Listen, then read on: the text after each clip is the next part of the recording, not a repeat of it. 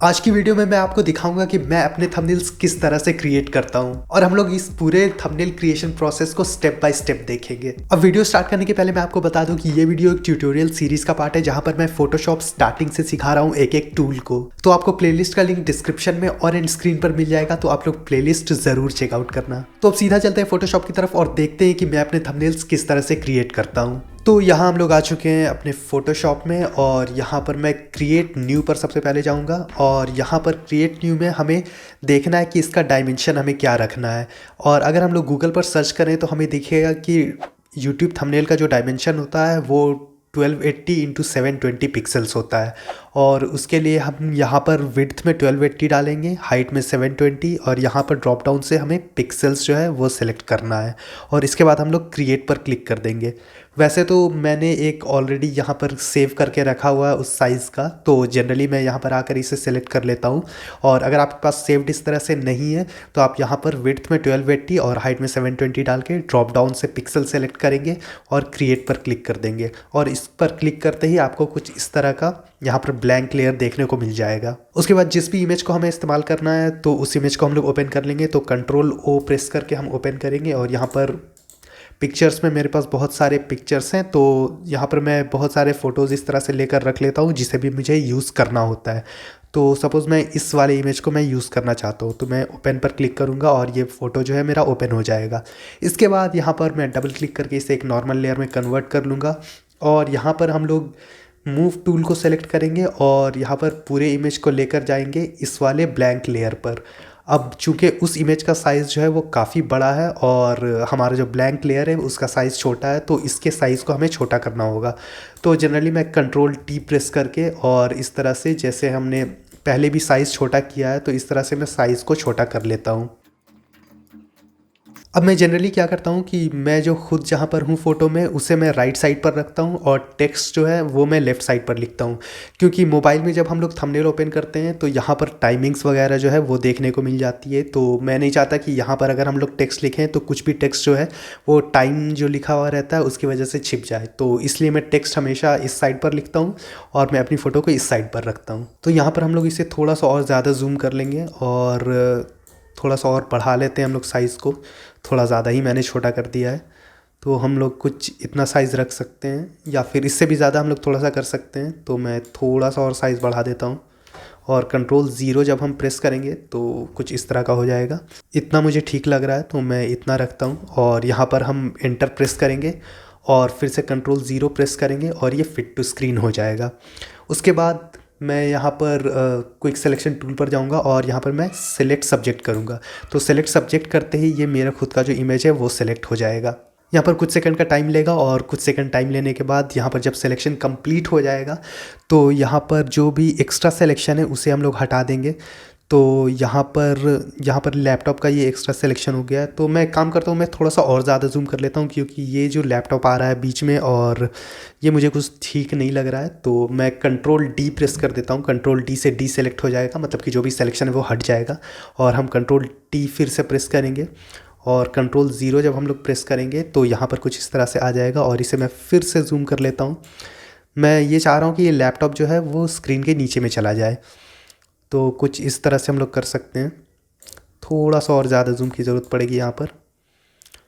तो यहाँ पर हमने कुछ इस तरह का इसे कर लिया है और लैपटॉप जो है वो नीचे चला गया है।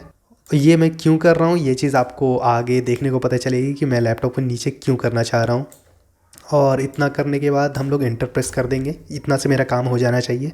कंट्रोल ज़ीरो हम फिर से प्रेस करेंगे और ये फिट टू स्क्रीन हो चुका है। यहाँ पर हम फिर से सेलेक्ट सब्जेक्ट कर लेंगे। अब जब सेलेक्ट सब्जेक्ट होगा इसके बाद हम लोग जाएंगे सेलेक्ट एंड मास्क में। सेलेक्ट एंड मास्क पर उसमें अंदर में बहुत सारे जो ऑप्शंस दिए हुए हैं वो आपको अभी देखने को मिलेगा, उसके बारे में मैंने एक कंप्लीट वीडियो बनाया हुआ है। तो यहाँ पर पहले तो मैं जो भी सिलेक्शन थोड़ा बहुत छूट गया उसे मैं कंप्लीट कर लूँगा। तो यहाँ पर हम Z से जूम टूल सेलेक्ट करेंगे और यहाँ पर देख सकते हैं यहाँ पर कान के पास थोड़ा सा सिलेक्शन जो है वो नहीं हुआ है। तो इसके लिए हम लोग लासो टूल में जाएंगे। लासो टूल में जाने के बाद ये ऐड टू सिलेक्शन वाला जो है इसे हम लोग क्लिक कर देंगे और यहाँ पर जब हम लोग क्लिक करके इस तरह से एक सिलेक्शन क्रिएट करेंगे तो आप देखेंगे कि ये सिलेक्शन में ऐड हो जाएगा। तो आप देख सकते हैं ये सिलेक्शन में इस तरह से ऐड हो गया है। ठीक उसी तरह से हम लोग यहाँ पर भी ऐसे करके एक रफ सा सिलेक्शन क्रिएट करेंगे और ये सिलेक्शन में जो है वो ऐड हो जाएगा। बाकी बाल पर उतने ज़्यादा डिटेलिंग हम नहीं करेंगे क्योंकि उसकी उतनी ज़्यादा ज़रूरत हमें है नहीं। और यहाँ पर भी थोड़ा बहुत है, तो ये सारी चीज़ें आप लोग कर सकते हैं। और यहाँ पर मैं फिर से कंट्रोल 0 प्रेस करूँगा और यहाँ पर फिट टू स्क्रीन हो चुका है। अब इसके बाद हम लोग जाएंगे सेलेक्ट एंड मास्क में, और सेलेक्ट एंड मास्क में जाने के बाद हमारे पास कुछ इस तरह का ऑप्शन जो है वो खुल जाएगा। और यहाँ पर हम लोग देख सकते हैं कि अगर हम लोग एजेस को स्मूथ रखना चाहते हैं या फिर फेदर रखना चाहते हैं तो इन सारी चीज़ों को हम लोग एडजस्ट कर सकते हैं। और वैसे यहाँ पर मैं कुछ भी नहीं रखूँगा। और यहाँ पर आउटपुट 2 में जो ये ड्रॉप डाउन में हमारे पास सारे ऑप्शंस मिल रहे हैं, तो इन सारे ऑप्शंस पर मैंने एक सेपरेट वीडियो बनाकर रखा हुआ है जहाँ पर मैंने इन सारे ऑप्शंस को एक्सप्लेन किया है, तो आप लोग उस वीडियो को चेकआउट ज़रूर करना। वैसे यहाँ पर हम लोग new layer with layer mask में जाएंगे और ओके पर क्लिक कर देंगे। अब यहाँ पर आप देख सकते हैं कि एक नए लेयर में जो है वो हमारा सिलेक्शन आ चुका है और साथ में ये लेयर मास्क भी आ चुका है। लेयर मास्क पर भी एक कंप्लीट डिटेल्ड वीडियो बना हुआ है, तो आप लोग प्लेलिस्ट ज़रूर चेकआउट करना। अब इसके बाद मैं क्या करता हूँ कि इस ओरिजिनल लेयर को भी फिर से इनेबल कर देता हूँ। ये जब नए लेयर पर गया तो ये वाला ऑटोमेटिकली डिसेबल हो जाता है, फ़ोटोशॉप इस तरह से कर देता है। तो यहाँ पर हम लोग इसे फिर से इनेबल कर देंगे। अब इसके बाद मैं क्या करता हूँ कि मैं इस वाले लेयर को सेलेक्ट करता हूँ और उसके बाद हम लोग जाएंगे यहाँ पर और यहाँ से हम लोग एक सॉलिड कलर का लेयर बना लेंगे। सॉलिड कलर के लेयर में मैं ब्लू कलर का सेलेक्ट करता हूँ। आपने मेरी थंबनेल्स देखी होंगी, ब्लू कलर का रहता है, तो उसके लिए मैं सेलेक्ट करता हूँ 00। यहाँ पर जो आपको हेक्स कोड डालना रहता है, तो 00 फिर से 00 और FF, तो 0000FF ये ब्लू कलर का हो गया। यहाँ पर हम ओके पर क्लिक करेंगे और इसके बाद मैं इस ओपेसिटी को कम कर लेता हूँ, मैं 40 तक रखता हूँ। तो यहाँ पर जब हम 40 करेंगे तो आप देखेंगे कि 40 करने के बाद अब क्या हो रहा है, जब ये 100 था तो आप देख सकते थे ये पूरा प्लेन ब्लू था। अब जब मैंने 40 कर दिया है तो ये थोड़ा सा ट्रांसपेरेंट हो गया है और ये पीछे का जो ये वाला लेयर है वो भी हमें देखने को मिल रहा है। तो आप देख सकते हैं ये पीछे का जो लेयर है वो देखने को मिल रहा है। अब यहाँ पर सबसे ऊपर वाले लेयर में हम आएंगे और यहाँ पर हम राइट क्लिक करेंगे और ब्लेंडिंग ऑप्शंस में जाएंगे। ब्लेंडिंग ऑप्शंस में जाने के बाद ये बॉक्स ओपन होगा और यहाँ पर हम जाएंगे आउटर ग्लो में। आउटर ग्लो पर मैंने क्लिक किया और आउटर ग्लो में मैं ओपेसिटी 100 रखता हूँ और ये साइज़ जो है 8 to 10 कुछ भी रख सकते हैं। और ये स्प्रेड में 0 रखता हूँ। स्प्रेड 0 रखने से क्या होगा कि ये थोड़ा सा हार्ड रहेगा। अगर मैं इसे स्प्रेड को बढ़ा दूँ तो आप देख सकते हैं कि ये जो है वो थोड़ा सा सॉफ्ट सा होता जाता है और यहाँ पर भी आप देख सकते हैं थोड़ा रफ सा हो गया है। तो इसे मैं जनरली 0 पर रखता हूँ और यहाँ पर हम ओके पर क्लिक कर देंगे और कुछ इस तरह का बाउंड्री जो है, आउटलाइन जो है वाइट कलर का वो बन गया है। अब मेरी थंबनेल में आप देखते होंगे कि साइड में ये सारी चीज़ें जो है वो नहीं रहती, मतलब ये वाइट वाला जो बाउंड्री है ये साइड में नहीं रहता है, मैं सिर्फ अपने फ़ोटो पर रखता हूँ। तो उसके लिए इस लेयर मास्क पर हम लोग जाएंगे, इस लेयर मास्क को हम लोग सेलेक्ट कर लेंगे। अभी तक ये इमेज सेलेक्टेड था, इस लेयर मास्क को हम लोग सेलेक्ट करेंगे और ब्रश टूल पर जाएंगे। ब्रश टूल को हम लोग कीबोर्ड पर B प्रेस करके भी सेलेक्ट कर सकते हैं। और यहाँ पर आपको ध्यान रखना है कि फोरग्राउंड कलर जो है ये ब्लैक होना चाहिए। ये फोरग्राउंड कलर कहलाता है, ये बैकग्राउंड कलर कहलाता है, ये हमने पहले भी डिस्कस किया हुआ है। तो यहाँ पर फोरग्राउंड कलर में ब्लैक होना चाहिए क्योंकि ब्लैक से जब हम लोग लेयर मास्क पर पेंट करते हैं तो वो चीज़ों को हाइड करता है और वाइट से जब करते हैं तो वो रिवील करता है, मतलब कि शो करता है। तो यहाँ पर हम लोग ब्लैक सेलेक्ट करेंगे, लेयर मास्क पर क्लिक करेंगे और यहाँ से हम लोग पेंट करना चालू करेंगे। तो आप देख सकते हैं ये वाइट वाला जो है बाउंड्री यहाँ पर ये हटता जा रहा है। तो कुछ इस तरह से हम लोग इस वाइट बाउंड्री को हटा सकते हैं। और यहाँ पर इसके लिए हम लोग इसके साइज़ को थोड़ा सा छोटा कर लेंगे स्क्वायर ब्रैकेट वाले की मदद से, जैसे कि हर ब्रश में किया जाता है। और यहाँ पर इसको भी हम लोग इरेज कर लेंगे, यहाँ से हटा लेंगे। ठीक इसी तरह से हम लोग यहाँ पर भी करेंगे। और आप देख सकते हैं कि यहाँ तक हमने क्रिएट कर लिया है। अब इसके बाद हम लोग जाएंगे एक नए लेयर में। तो यहाँ पर हम लोग दो तरह की चीज़ों को देखेंगे। इससे थोड़े दिन पहले तक मैं थोड़ा सा अलग टाइप से टेक्स्ट लिख रहा था और अब जो है मैं थोड़े अलग टाइप से टेक्स्ट लिख रहा हूँ, तो मैं दोनों चीज़ों को डिस्कस करूँगा यहाँ पर। तो मैं अपने पुराने वाले तरीके को पहले बता देता हूँ। तो उसके लिए हम लोग Ctrl+Shift+N प्रेस करेंगे और एक न्यू ब्लैंक लेयर ले लेंगे और उसके बाद हम लोग फिर से Ctrl+Shift+N प्रेस करेंगे और एक फिर से न्यू लेयर ले लेंगे। अब यहाँ पर हमारे पास 2 एम्प्टी लेयर्स है। अब यहाँ पर मैं क्या करता था पहले कि कीबोर्ड पर हम लोग M प्रेस करेंगे और M प्रेस करने से ये मार्की टूल जो है वो सेलेक्ट हो जाता है। तो रेक्टेंगुलर मार्की टूल हमें चाहिए और यहाँ पर हम लोग कुछ इस तरह से एक रेक्टेंगल क्रिएट करेंगे और हम लोग फिर से ब्रश टूल को सेलेक्ट करेंगे और यहाँ पर हम सेलेक्ट करेंगे कम्प्लीटली ब्लैक कलर को। और यहाँ पर मार्की टूल हमने इसलिए बनाया है, मार्की टूल से हमने इसलिए सिलेक्शन क्रिएट किया है ताकि हम जो भी पेंट करें वो इस सिलेक्शन के बाहर ना जाए। तो इसके साइज़ को हम थोड़ा सा बड़ा कर लेंगे और यहाँ पर इस तरह से हम एक पेंट कर देंगे।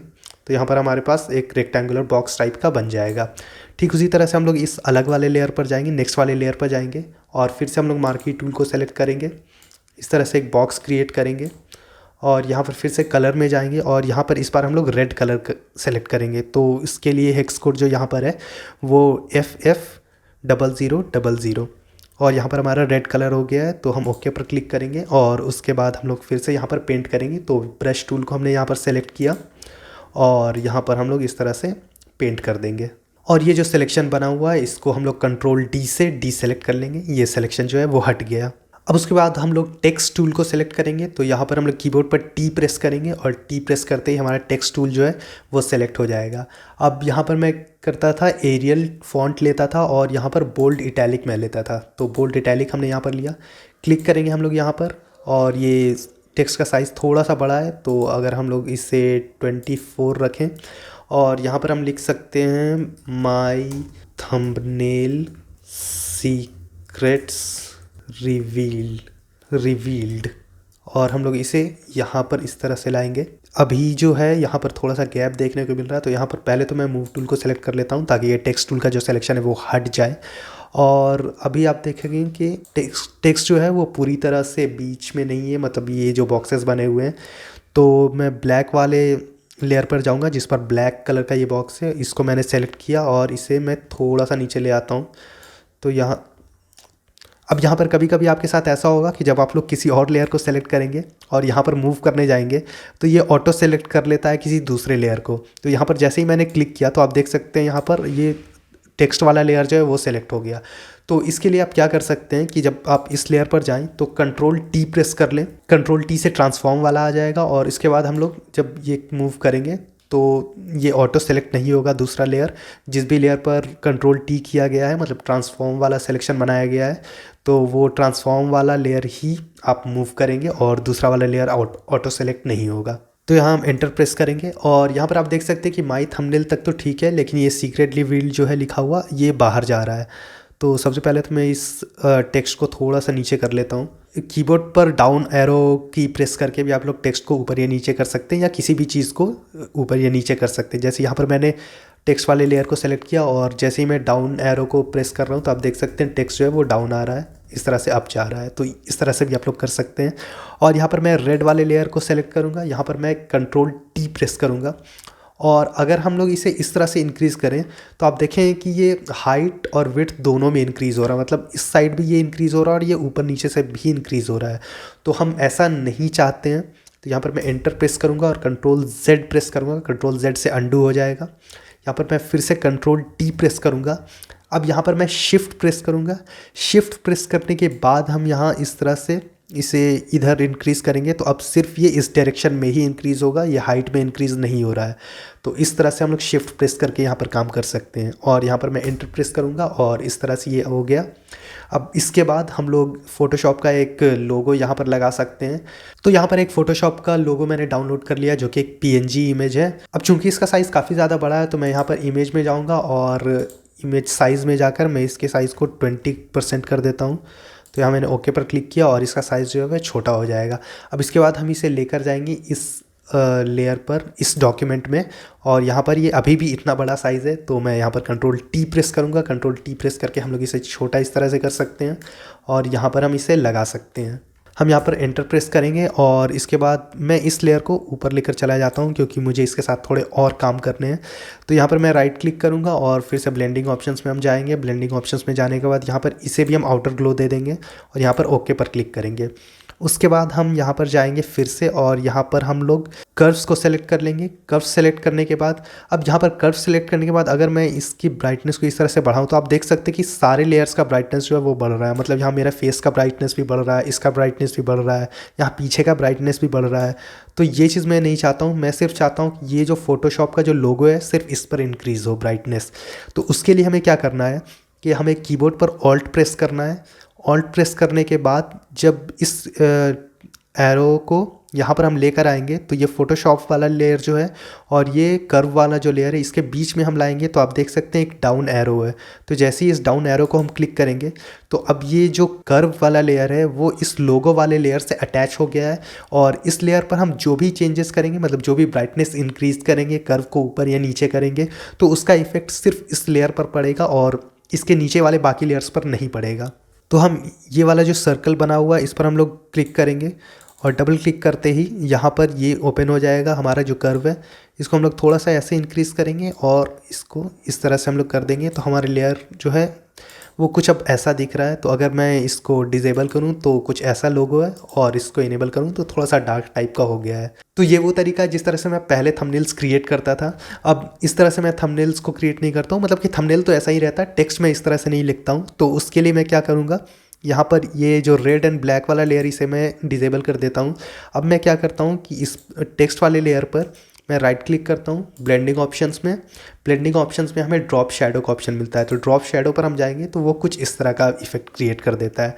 तो आजकल जो मेरा नया थंबनेल है वो कुछ इस तरह का दिख रहा है जहाँ पर मैं ड्रॉप शैडो का इस्तेमाल कर रहा हूँ। यहाँ पर एक और काम हम कर सकते हैं कि हम लोग सिर्फ सीक्रेट्स रिवील लिख सकते हैं और माई थंबनेल, ये सारी चीज़ों को हम लोग टाइटल में लिख सकते हैं। तो यहाँ पर चीज़ें जो हैं वो रिपीट नहीं होंगी।